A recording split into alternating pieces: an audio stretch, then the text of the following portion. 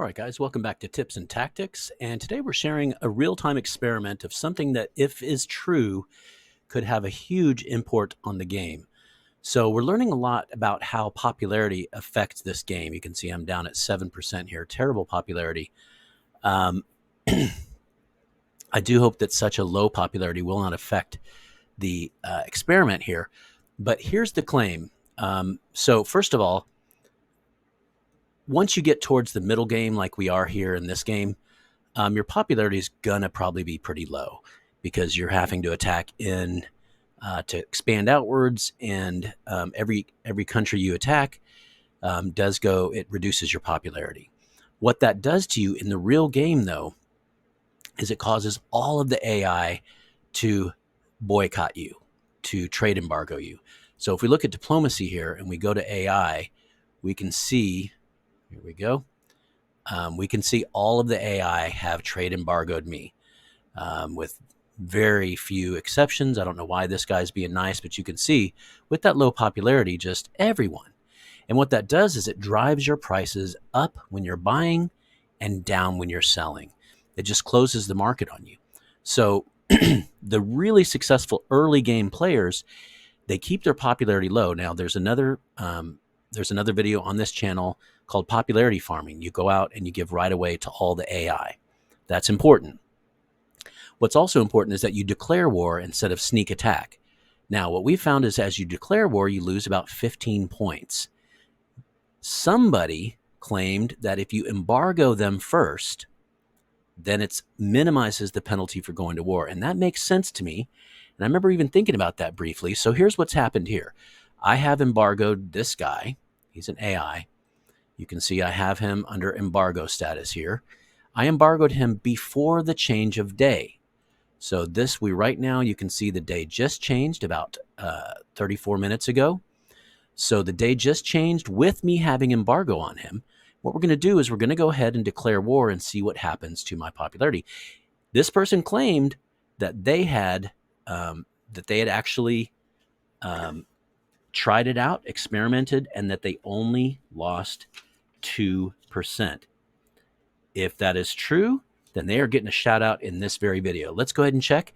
If I only lose 2%, then we've got something earth-shattering here, because you normally lose, like I said, 15 or 16% when you attack. So I'm at 7 right now. Let's do a real-time experiment here. I'm not going to surprise attack, of course. I'm going to go ahead and go into Supremacy and declare war. And let's see what happens here. Make sure Supremacy, here we go. Let's go ahead and flat out declare war. Yes. And as soon as it changes, I should start with the cannons. They're within range here. Yep.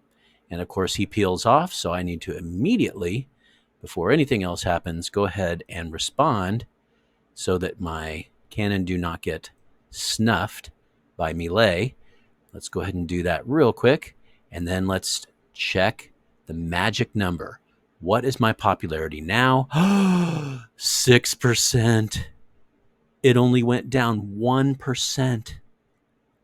Wow. Okay.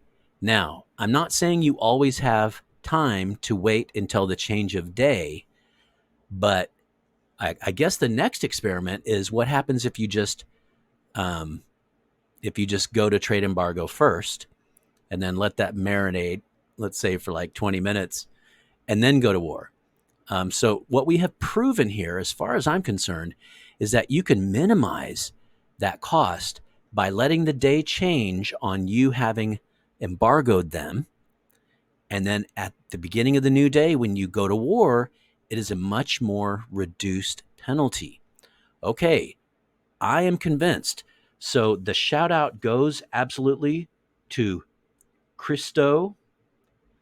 On YouTube, he is Christo1017. Christo1017, thank you for this. This is huge. I think I'm going to do one more video here on popularity and pull it all together and just kind of talk about everything I've learned about popularity from the beginning of the game till the end of the game and how to maximize.